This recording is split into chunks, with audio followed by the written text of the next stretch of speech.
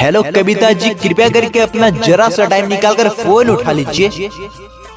कोई आपको दिल से याद किया है, मिस कविता जी। कविता जी, आपका फोन बज रहा है।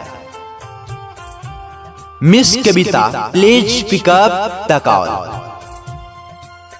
कविता जी, आपका फोन का घंटी बहुत ही देर से बज रहा है। कृपया करके आपसे रिक्वेस्ट करता हूँ कि जो भी काम कर रहे हैं आप वो जरा सा के लिए साइड में रखिए कविता जी, और अपना फोन उठा लीजिए,